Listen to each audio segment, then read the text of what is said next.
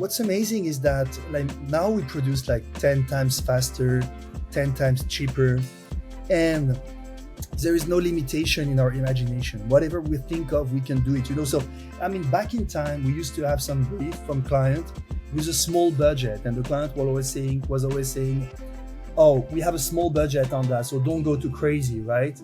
But now the correlation in between the small budget and the production value is completely different, because now even for one Instagram post with $2,000, for instance, budget to produce, which is nothing in our industry, we can produce a sequence in 2050, like on Mars, with a whole city on Mars, with 3,000 people in the picture, without paying anything. So it really changes everything, because it's not just faster and cheaper and more sustainable. It's also gives you the ability to create absolutely everything that comes up to your mind. Tell us exactly what you were just talking about before we got started here with the new AI agents, right? Agentic AI, and the example from Puma that you kind of caught. I mean, this is really like this is a game changer, because like we are big believers that there is a space where we can live in this AI world, but still with human input and human in the center, and creative is in the center. But last week was released like a Puma commercial done by Monks, and this production company Monks, and it's called so it's done like what we call agent AI or AI agents, and so it's done with like by connecting different AIs together. And the thing is, you don't really need human inputs anymore to do something decent. I'm not saying genius, but decent. And we're only in 25, guys. We're only in 25. I know, but I mean, even the quality of like a national campaign, right? I mean, even this distribution of only using AI agents to create an asset that Puma stands behind, I mean, that's got to be a game shaker upper as well. Yeah, and when you see that, it's not genius, but there's a crescendo. It's very coherent. Some images, some footages are really beautiful, and so yes, it's not genius, but it's great, and the whole process is genius anyway. So I don't see how the industry can resist what's happening right now. So the whole game now is to build this new world, embracing AI, but still keeping some space in the center for creative people to have a role to play. And so, but that was very disturbing to see. I would say the quality of this commercial, this Puma commercial, that was very disturbing. What gave me a little bit of hope is the comments. People were so negative in the comments, so you can really? feel that there's some kind of resistance from human to the idea that we're completely obsolete and useless, and so you can feel through those comments, you can feel that companies who will be too extreme into implementing AI by all means necessary, absolutely everywhere, I think ultimately will be cancelled. Those companies, I think, because people will react to this idea, because more and more people will just find themselves out of job, and so they will react. So, but when you see that, it's great. I think the quality is great, and it's coherent, and there's a real story, there's a real crescendo. So that's for sure something. I'd love to, talk about Keenan. You're on mute, my man. Go ahead, man. Yeah, sorry.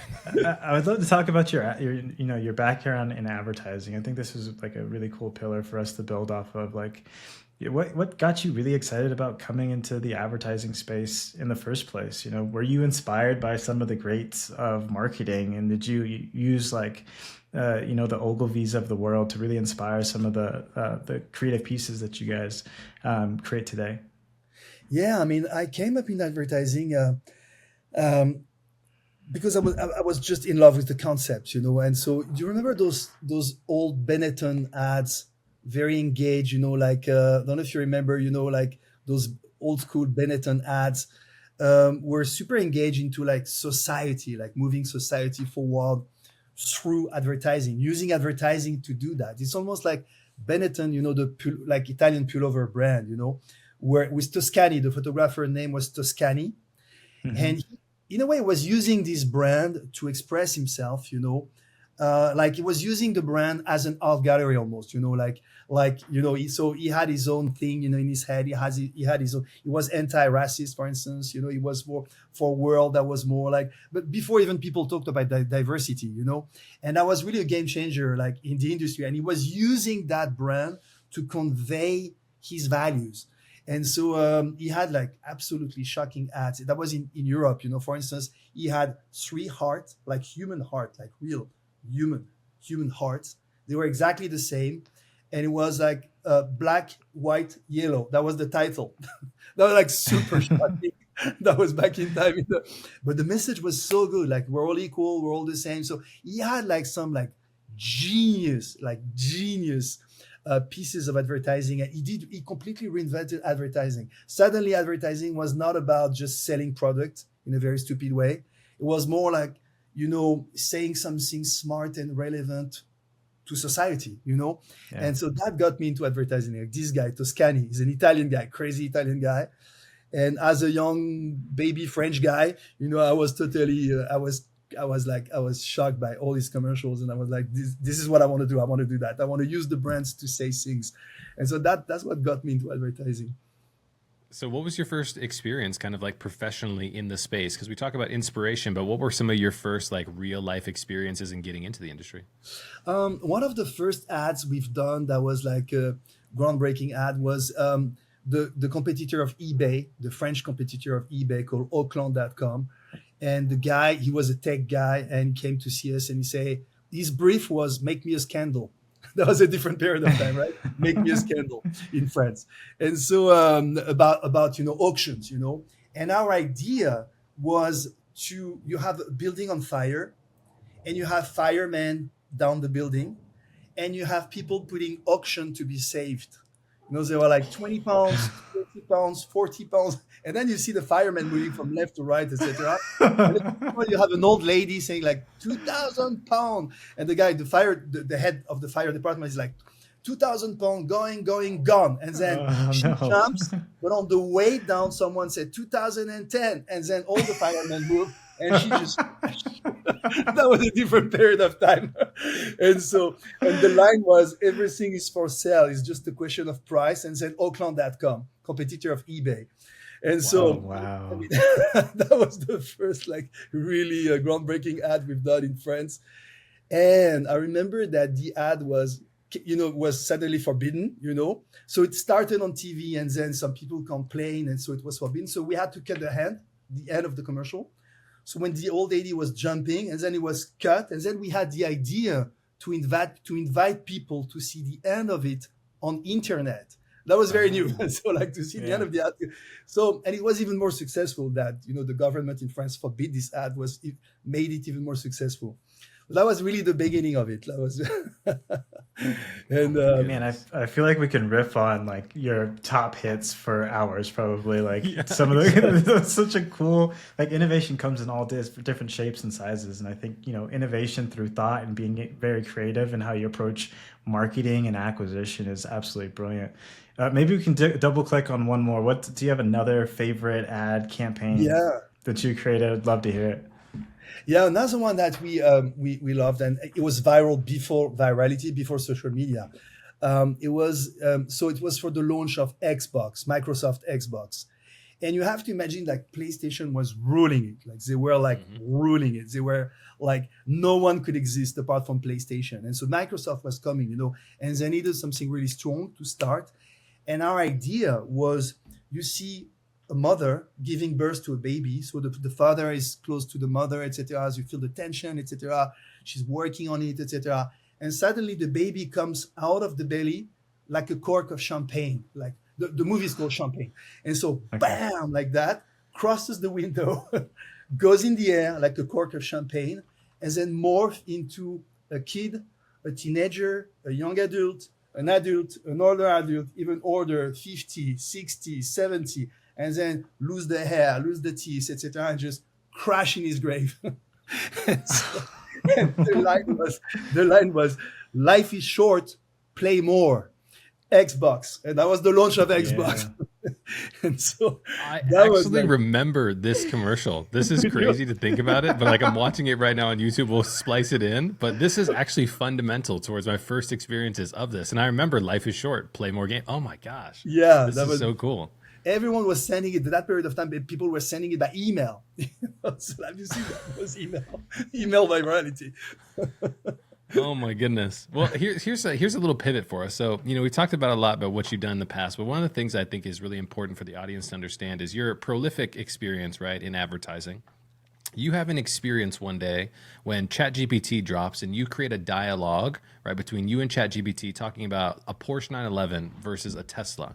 What Correct. happened in your exploration of using ChatGPT in that modality, and what spurred after that? Oh yeah, my God, that was the most shocking, devastating experience because so GPT came up. I was living in Los Angeles, and I tried GPT like the first week, and one of my very very first prompt was to ask this dialogue in between like Porsche 911 and Tesla, and I was really hoping something bad, like I was praying for a bad result, but it was a really good result. I was like, oh shit, we're dead, it's over, we're dead, and they don't need creative people anymore. Like the machine's going to be creative for us, because it was really funny after a few back and forth with the machine.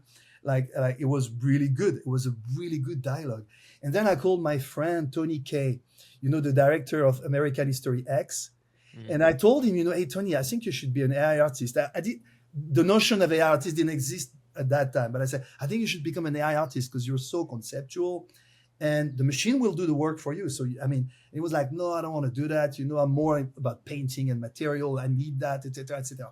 Then we hang up, and then in 1 minute, I asked that was my second prompt. I asked GPT, can you recreate the dialogue, the argument in between Tony Kay and the studio, the Hollywood studio, on the edit of American History X, because that's Legends. They had a terrible argument on the edit, and Edward Norton was on the side of the studio, and Tony was against Edward Norton in the studio, and that was a mess, complete mess. And so GPT wrote me this dialogue, and I texted that to Tony, and then he called me back again. He said, "What is this?" And I said, "Okay, this is GPT. We're dead." So that was the very beginning. That was the very beginning of experimenting AI. So then I got into this kind of, oh my God, what are we gonna do? Like I was devastated. Seriously, I was not excited. I was devastated. I was like, we're dead. I was depressed. I was angry. I was, what's the point of doing things, and really I got into a bad period of time, and then I went to China, and because we have a company in China, and so I went there to see my partner. It's an advertising agency, creative agency, and that was so interesting because you could see the difference of mentality in between the West and the East. It's like in the West, sometimes we're like questioned about life, is it good or bad, etc. And Chinese people, absolutely not. So we just take it, use it, see if we can do money with it, yes or no, and then move on. And so I was like the typical French, like where is this going and blah. And then he was super happy. He had organized a whole exhibition called AI Imagination. So like imagination with AI up front. And I thought, this is fantastic name. Did we found that? He said, yeah, we did. He said, oh, okay. And so he had gathered 100 AI artists' work in the agency and underneath the agency in a gallery, in the art gallery. And I had to say, like, seriously, like, they were like really interesting visuals. I was shocked. I was like, oh, wow, okay. So, and I could see also that there was human involvement, from one artist to another. It was not like the AI was not making everyone at the same level. It was really, I think it was the opposite. It was revealing the different personalities of the different AI artists. And that's what I love about it, because it was like suddenly I said, oh, it's not the machine doing things, like it's really the people, because I could see their values, their mentalities, the way they thought was so clear from one AI artist to another. So I was like, wow, maybe there's room for human after all, in this whole thing. And so but I was very, very hopeful. And then I saw also that every time they were putting a logo, it was a disaster. Like a LV logo, for instance, Louis Vuitton, and suddenly it was a shopper, Louis Vuitton. And Louis Vuitton would never do that, because it's just the opposite of their message. Their message is about craft, excellence of craft, and not bling. And so I was like, oh, so we can do amazing visuals. Apparently, it doesn't kill human creativity because from one person to another, I can see all the differences, like a world of differences from one AI artist to another. So I was like, so it gave me hope. And also, when they put logo, it's a disaster. So that's where we can play a role because we know how to analyze brand and how to be relevant to the different brands we work on. And this series, it takes 10 years, So even if people can produce, it still takes 10 years to understand, just to understand what is an advertising idea, just what it is, not even finding one, but what is an advertising idea. It takes 10 years in agency, and you cannot escape that. So I was like, okay, there's an opportunity for us to convert creative guys, good creative guys in advertising into prompters, and that's how we started. I want to continue to riff on this, but really think so. I think a cool way. Are you cool, Fred? If I share the website of AI Yeah. Imagination as we kind of screen share? Okay, cool. Oh, Because yeah, check yeah. this out, and I want the audience who's on YouTube to actually like see what this looks like. So you Okay. can look at how we're able to generate different ideas and different images through the power of the human eye. But I mean, think about some of the complexity that we see in like these images that are being created, right? We have a horse with an Oculus glasses on. We've got the Eiffel Tower in green. We've got a city in the mountains. Like some of this stuff is just absolutely phenomenal. And when you think about the ability to have creative expression, right, through prompt engineering and being able to create ideas, I mean, we have a good logo right there through Toyota, right? We still need the human element in this, but I would say the tapestry of creation is incredibly expansive. And so this is why you have to get so fired up, Fred, because like these images are breathtaking. Thank you. Yeah, I mean, and it's what's amazing is that like now we produce like 10 times faster, 10 times cheaper, and there is no limitation in our imagination. Whatever we think of, we can do it. So I mean, back in time, we used to have some brief from client with a small budget, and the client was always saying, "Oh, we have a small budget on that, so don't go too crazy, right?"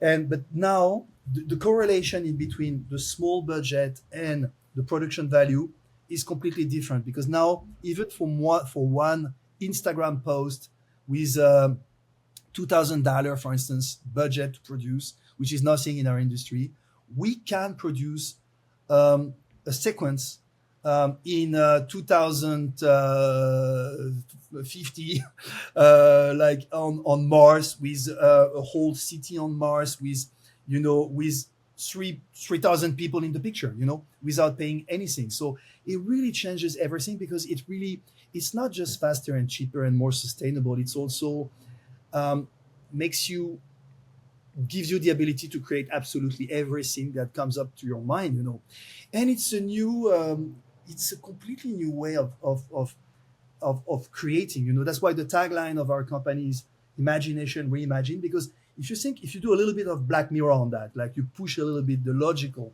in the next years, what will creation be in every sector, in every industry? What will the creation be?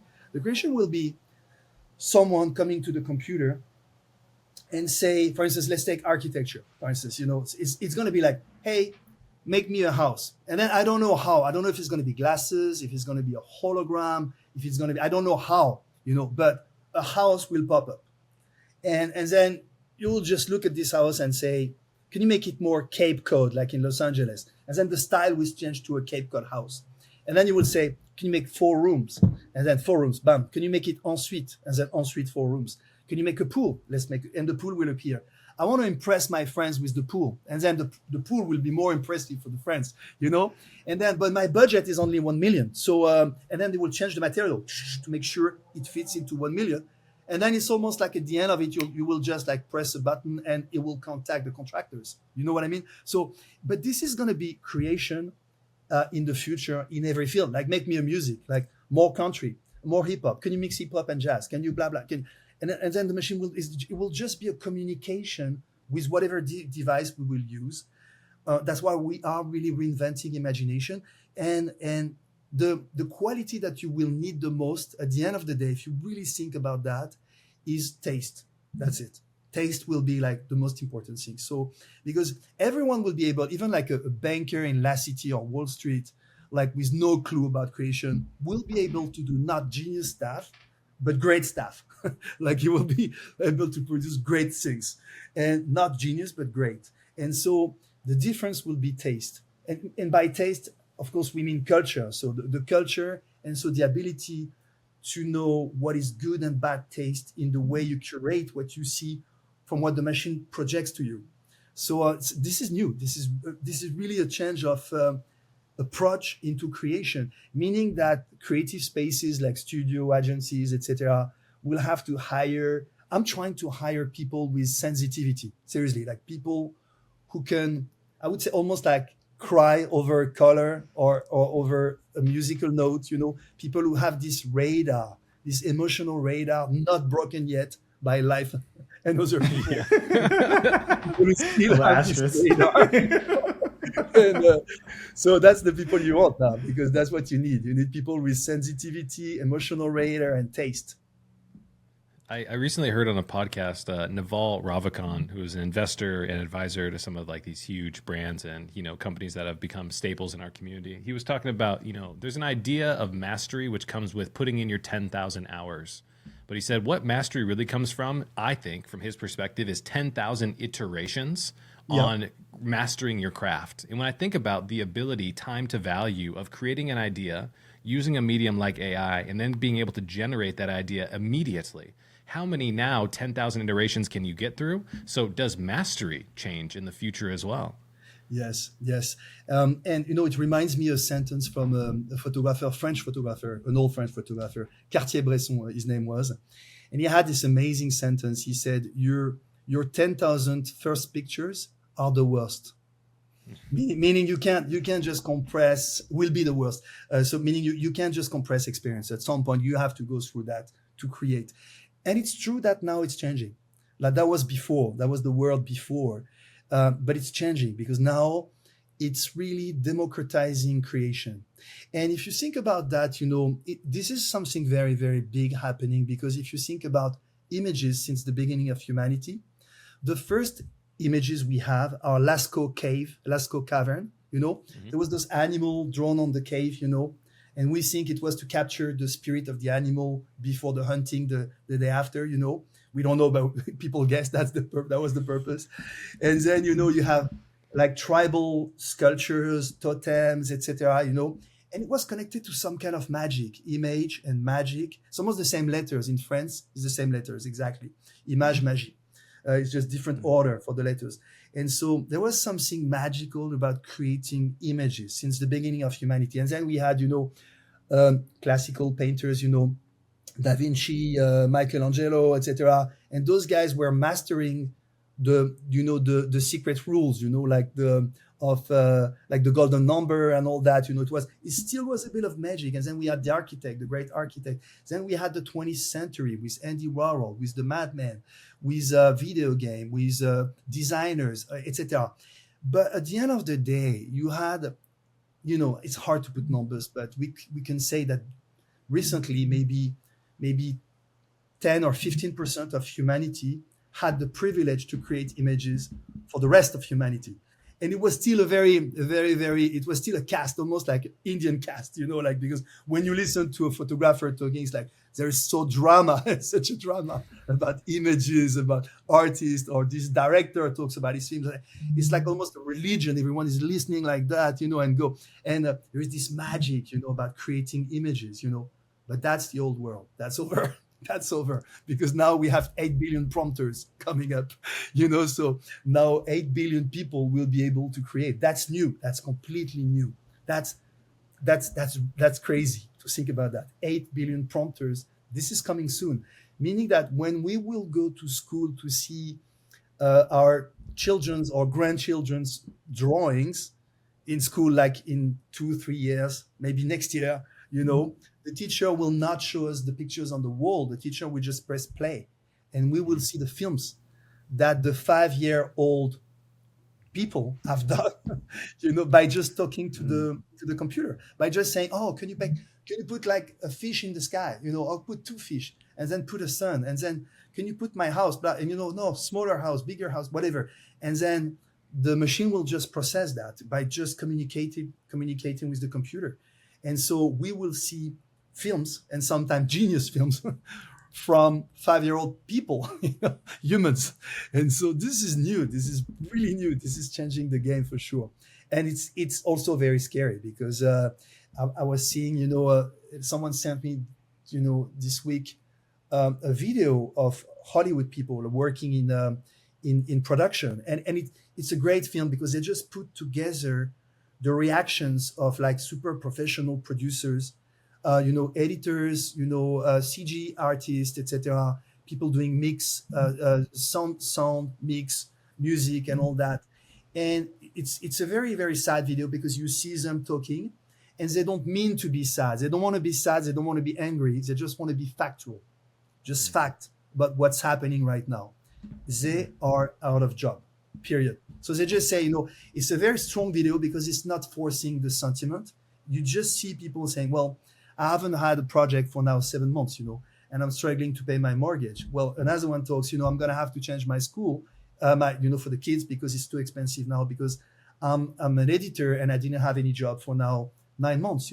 And so when you hear that, you're like, oh, okay, one part of it is very exciting. It's the new world and blah and blah. The other part of it, the other side of it is that it's really putting people out of job in a speed that we've never seen before. It's creating value, yes, but it's also destroying value so fast, like we've never seen before. Recently, like last week, GPT released this new function, OpenAI, where you can now do layouts. So now you can just, ask for a picture of someone, with whatever product, a beer, and you can say the words, or you can ask the word first, or you can say the words you want, and now the AI will do the layout, will completely do the layout, and then we'll animate it. So yeah, there's good and bad. What I love from China, I come from China because I'm a French guy, but I used to live in China. And in France, what we do thesis, antithesis, and then synthesis. And that's typical of the French thinking.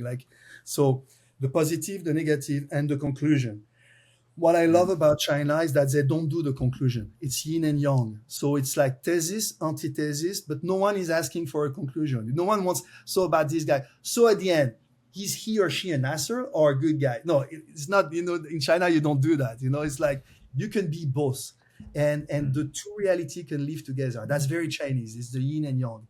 Well, that's the way I'm approaching AI. I think it's unbelievable. It's so exciting, but it's also completely scary and revolting because when I see those people, out of job, and imagine this person, for instance, who is doing storyboard, for instance, and this person, like imagine like 40-year-old person who is doing storyboard artist, working to perfect their skill for years, like being like the perfect like storyboard machine, and in just one day, the person is obsolete.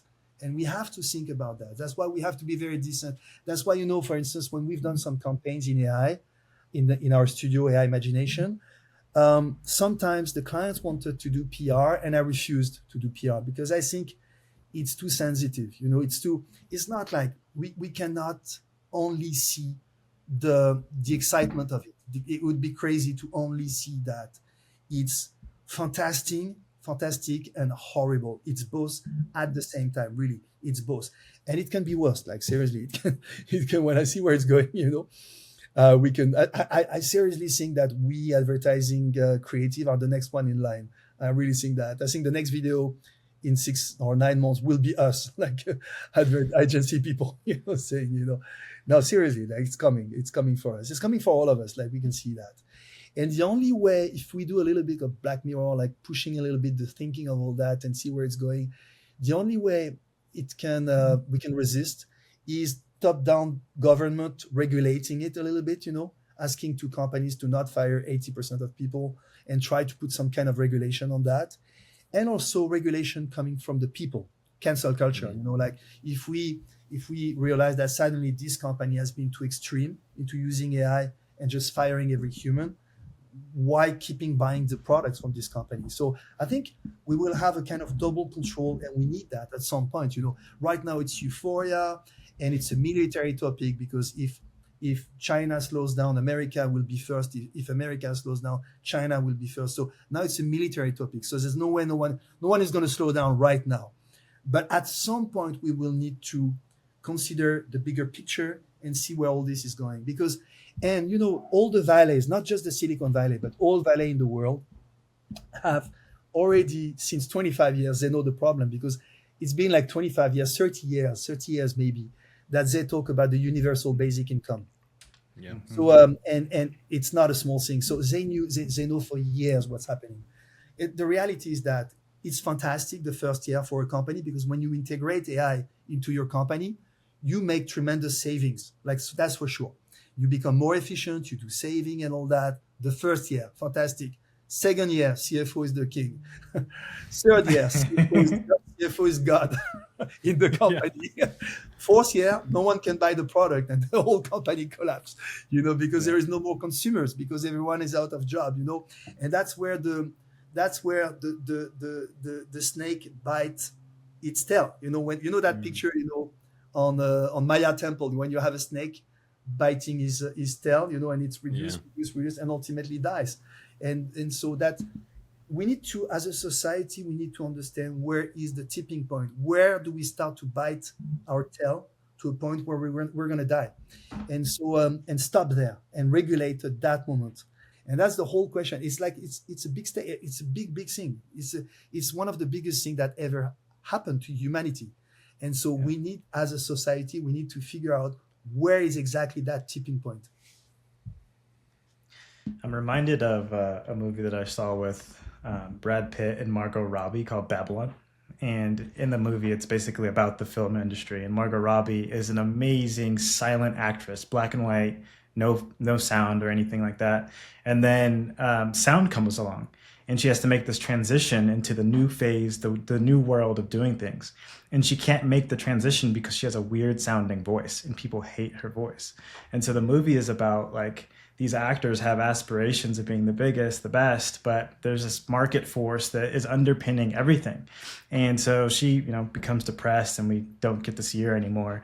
But there's a quote in the movie that I was thinking about as you were speaking, was there's a transformation going on that's bigger than all of us. And towards the end of the movie, you see the start of radio, and then radio transitioning to silent black and white, and then silent black and white to color without volume, and then color with sound and volume. And so it's like this transformation happens, and you're part of it, but you don't realize that these transition points affect all of us in different ways. So I think the intersection that we're at is truly incredible for humanity. I do worry about the people throughout this journey day to day. Like, what does this mean for me, my position, the career that I spent 10, 20, 30 plus years building. And so these are, some of the things that we're going to have to grapple with.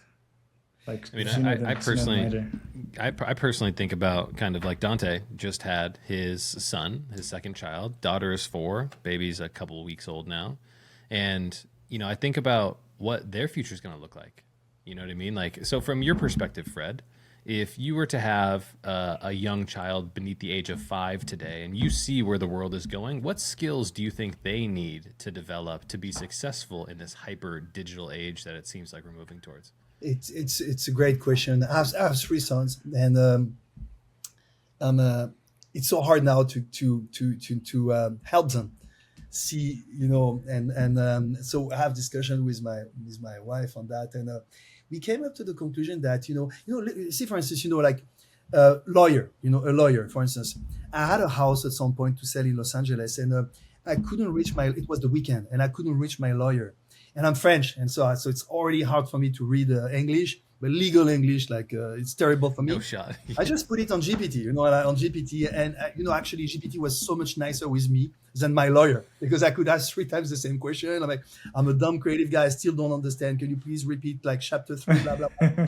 So I was super enthusiastic, but then I was like, do you want to be a lawyer now? After that conversation, I was like, I don't want my son to be a lawyer for sure, because when I see that, so it's so hard, because we become so easily obsolete now, and we don't know where it's going. So the conclusion we have is we are pushing them into areas, not specific job, but areas So, for instance, we're pushing the first one into finance, money, because he wants to be in that field, and we still will have to finance will be still everywhere. Whatever worlds we live in, finance will be there. So it's kind of safe to go that direction. And the second one, he has more an engineer thinking, and so we're pushing him into space, because definitely, like you've seen in the valley, every fund, like is investing in space. We already left Earth, like we already, as humanity has already left Earth. Every every fund, hedge fund,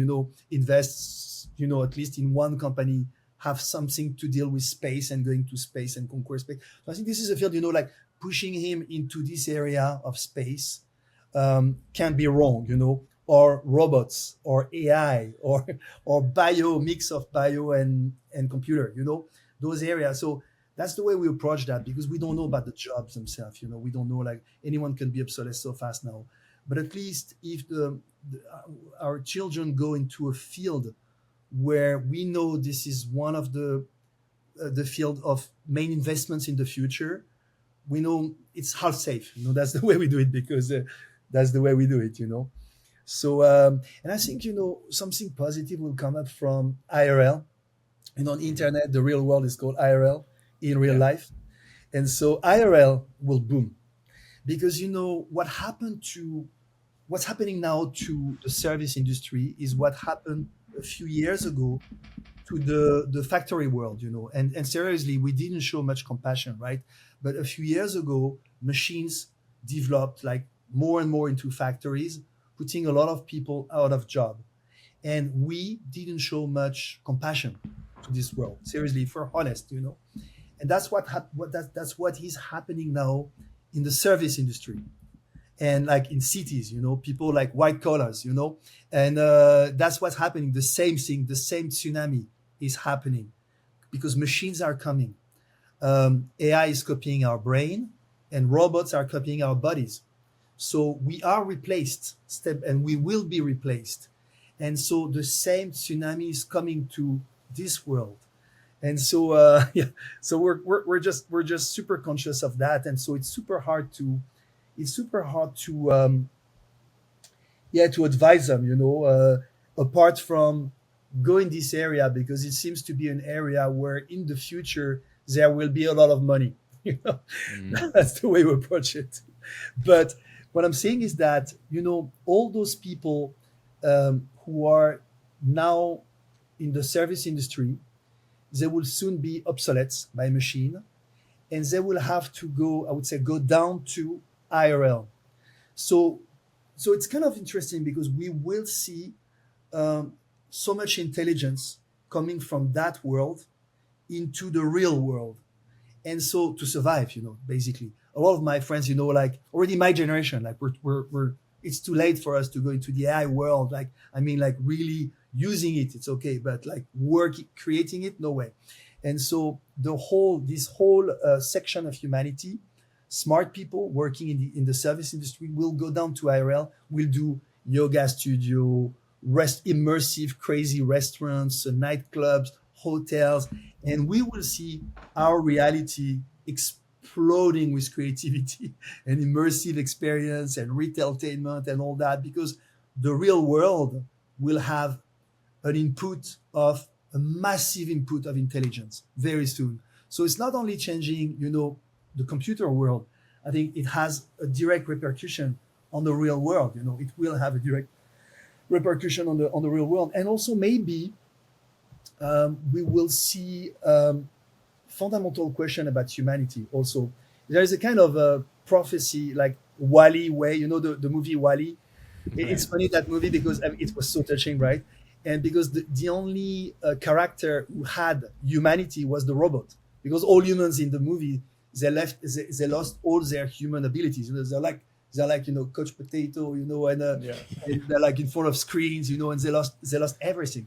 And this little robot, he has humanity, like it's funny, has heart, etc.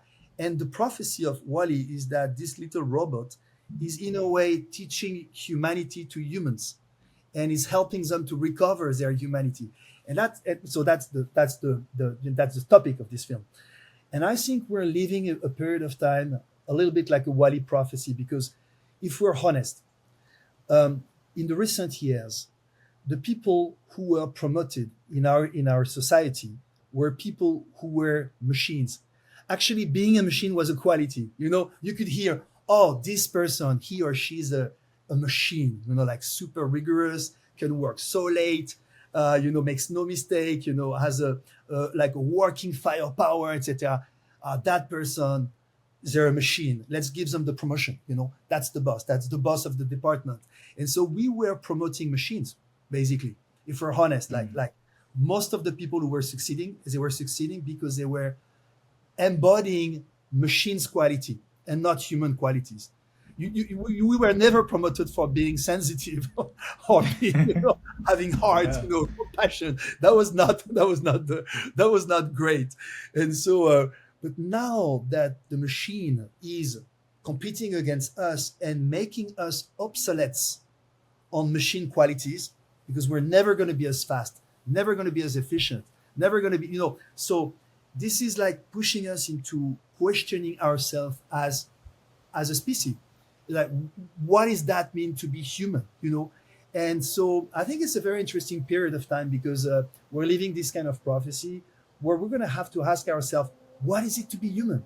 So what are human qualities? Like, for instance, emotion, compassion, sense of beauty, imperfection. Maybe imperfection is great, instead of perfection, And so what are the basic human quality sensitivity that we need to work on in order to be competitive again against the machine? I've done a talk at GITEX Dubai. GITEX is a little bit like the CS for the BRICS. And so I was in Dubai doing this talk. And my friend Shekhar Kapoor, is the director of Elizabeth with Kate Blanchett. And he was doing his talk before me. And so he stayed when I've done my talk. And on that part, he came to me after and he said, Fred, I love that part about humanity. And I believe that we're going to have to redevelop our human skills. But you forgot one skill. I was like, okay, what is it? And he said, fear. I was like, oh, wow. And I was like, I was seeing that more as a weakness. And he was like, no, no, no, no, no. I succeeded Elizabeth because I was scared. Every day when I was coming on the set, I was scared because Kate Blanchett was so impressive as an actress. And I was this guy from Bollywood and I was doing like a Hollywood film with Kate Blanchett. And I was scared to not be good enough, And I've done the whole shooting being scared, like so scared. And so, and that's why I succeeded this film and I got Academy Award winner on this film because I was scared. And the machine is not scared. I was like, oh, okay, that's a good point, So I mean, we could talk for hours about what are human qualities, but I think it's very interesting because we will have to redevelop human qualities. Already in my company, I'm looking now more. So it's an advertising agency, creative agency, studio, whatever we become, but it's going to be always creative people somewhere working together. And already now, the skills I'm looking for are sensitivity, and taste, just people with taste, people who have the ability when you have like 400 pictures coming to you, because that's what it is. You generate, and you have like hundreds and hundreds of images. What you need is someone who has the ability to point, boom, this one, all the rest goes to the trash. That's what you need. You need people with taste. So, and taste is a human quality. So I think that's interesting to that extent, that the machine is pushing us to be more human. It's this way or the implant of like, so I don't want the implant. Yeah. That's the other direction. That is Yeah. I want to give a nod to like the humanistic capabilities of just being a human being, right? I mean, if I were to have children today, which I do not, I would think about how I can enable them with the skills to be empathetic, to be compassionate, and to be able to communicate with other people, because that is going to be the skill set, especially as everybody spends so much time here in their device that they're missing out on so much life. And if you can snap people out of that and, like you said, get people in IRL, in real experiences, that's going to be a skill set that's going to be leveraged in whatever career they go into in the future. So something to think about for sure. I want to also pivot a little bit, Fred, into the direction of, you used an analogy, and you were talking about an idea that you potentially had where you were talking about a Gen Z grandfather in our last discussion talking with his granddaughter about something like a Nike ad as an example. Do you remember that conversation, or do you want me to give Yes, you a little more context to that? yes, yes, yes. I imagine I have this text. I wrote that. It's imagine like I don't know in whatever year, but so you have this grandfather, and he's showing like there is this magazine, and there's this young grandchildren, and she's looking at the magazine, and she sees this ad, this beautiful Nike ad with "Just Do It," and she's like, "What is this, Grandpa?" Oh, that's an ad. And what is an ad? And well, it's the brand, like here they're selling shoes, is communicating to people through one image and some words, to people. And she's like, but to everyone. And he's like, yeah, to everyone. And she's like, she's from this new world. So she's like, but it's just one image for everyone, the same image. And like, yeah. And did it work? Yeah, pretty much this one, like not just do it, pretty much work. Yeah. And she's like shocked, she's shocked because it's like one image for the whole humanity. Yeah, everywhere, like Japan, China, France, etc. One image, and just do it everywhere on the globe, 8 billion people, and she cannot believe this was working. Why she cannot believe that? Because she's living in this new world where the content will be completely customized. And so imagine, she's coming from this world of the new Netflix. Let's do a little bit of Black Mirror again. And what's the new Netflix? The new Netflix is in whatever year, I don't know, 30 or 35, I don't know. You come back home, you're tired, and you're like, you have, I don't know, you have like 70 minutes before your Zoom, the equivalent of the Zoom, whatever weight will be this time, but you have a meeting with some people, and you have 70 minutes, and you will just say, hey, Netflix, I have 70 minutes. You won't even have to say what you want to see, because this is going to be a mix of big data and AI, or big AI, maybe big AI, big data together combined.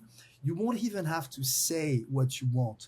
You will have suddenly a piece of entertainment. I don't know if it's going to be glasses or screen of hologram or whatever, but content will come, or directly in your brain, content will come to you, but it will be completely customized content to you. Meaning, the new Netflix will know exactly, by studying big data, everything you buy, everything you do, your behavior on social media, blah, blah, blah, blah, will know so much about you that the computer will know, the AI will know that you love romantic comedy, for instance. So this will be a romantic comedy piece of entertainment. And there is a part of the comedy in your island in France, because they know that you love your island in France. So one scene is going to happen there.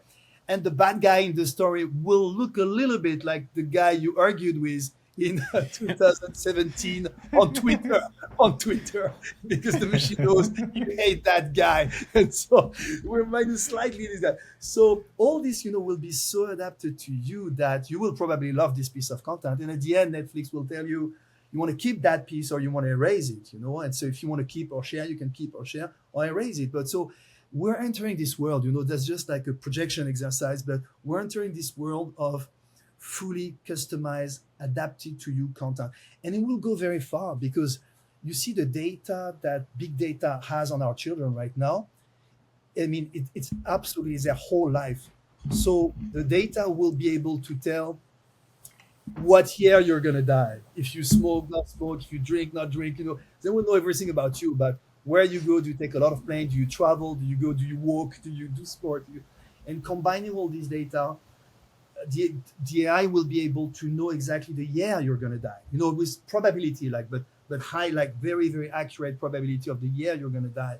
And by crossing patterns on people, the AI will be able to know that you love Venezuela, even if you've never been in South America, Venezuela, but the AI knows that you will love it, because it's certain. Because when you cross patterns of people, it is Yeah. absolutely certain that you're going to love Venezuela. You don't know about it, but the machine knows. So it will be that accurate. The machine will know you better than you know yourself, better than your mother knows you, better than and so the content will be so accurate, and that's scary when you think about like the combination of big data and AI together combined.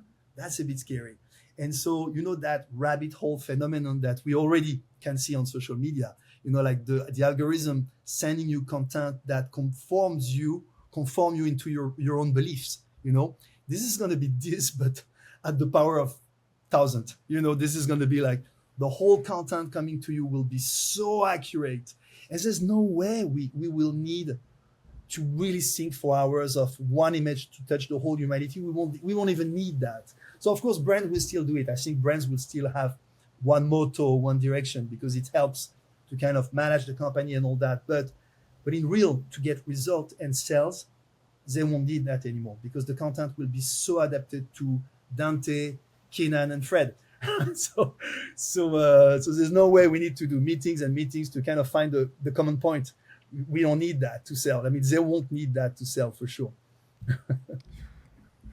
Man, this has been such a great conversation. One of the questions that I have for you that keeps popping up is, what do you feel is your piece of advice for leaders trying to navigate these uncertain times? There's so many moving pieces. AI is moving so quick. It's an exponential technology. And one of the challenges is, like, we as humans are very linear in our thinking.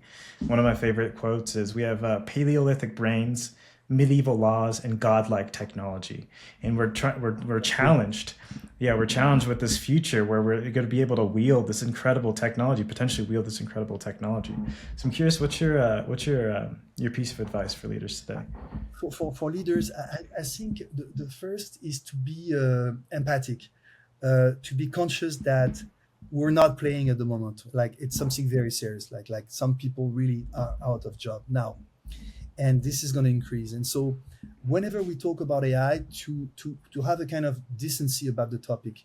I think blind enthusiasm from some people in the valley can be shocking, because like blind enthusiasm, but see the consequences on people's life.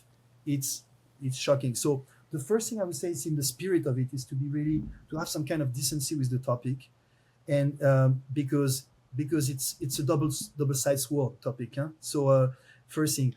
And then I would say it's so hard to follow. And even us, we're into AI a lot. We've been since the beginning of Gen AI. We're in Gen AI, huh? Just using Gen AI, not pretentious. We don't understand anything. We're not pretentious about it, but we play with it. We're good players. And I would say, I think there is no need to absolutely know everything, because it's kind of, the FOMO feeling is like growing when it comes to AI. You're like, I think we don't need that.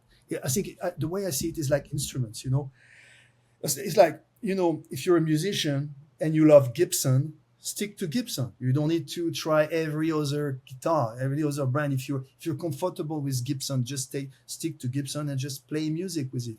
You don't need to know the other brands, So I think my piece of advice when it comes to Gen AI is just to choose, one for words like GPT, one for images you're comfortable with, whether it's Midjourney or other, one for moving images. Do you prefer Sora? Do you prefer Runway? I love Runway, for instance. We're one of the selected official partner of Runway. I love the new Runway. It's fantastic. Just choose one, choose a few, and just stick to it. Don't be impressed first, because any new function, all the other AI will get there at some point. They will integrate it at some point. So you don't need to go crazy. Just choose a few things and then focus not on the AI, not on understanding it, but on what you do with it. That's the piece of advice. Take the Daft Punk, the French band of tech, the Daft Punk. I don't know if those two guys knew how sampling was technically working. Maybe they had no idea how it was working, and maybe Jimi Hendrix had no idea how the sound of the electric guitar was actually coming to the speaker. But we don't care. The thing is, they were just doing the best music, Jimi Hendrix and the Daft Punk, in two different genres. And that's what matters. What matters is the artistic outcome, is what you do with it. So don't get too crazy about the AI itself. It's a vehicle to get somewhere and do something, and that's what matters. So here on the podcast, Fred, we have a tradition where our previous guest wants to ask you a blind question. Now, this is a co-founder of a tech company, and he wants to know, how do you internalize failure? Being creative guys, it's in our culture, because, especially in advertising, we have, everyone's saying advertising, ideas are like spermatozoids, like in terms how many you need to have one produced. So like failure is like so intrinsic to our job. It's so like the basis of our job, because like 99% of ideas found in agency just fail. So this one is easy for madmen. It's easy. This one. I love it, man. Well, Fred, we just have to say thank you so much for the conversation today. You've opened our eyes to so many different possibilities. We shared what you guys are doing at, AI Imagination. We talked about what the future is going to look like, how we prepare our kids, how we're going to get skill sets ready for this uncertain future, but also the excitement that's behind it. But you also brought, a contradictory, or I would say a contrarian tone to the conversation, where the human element is always going to be so important no matter where we're navigating into this future with technology. So, man, thanks for coming on the podcast. Seriously, Thank really you appreciate for the you. invite. I really enjoyed it. Thank you so much to both of you. All right, guys, we'll catch you in the next one. That's the pod. All right.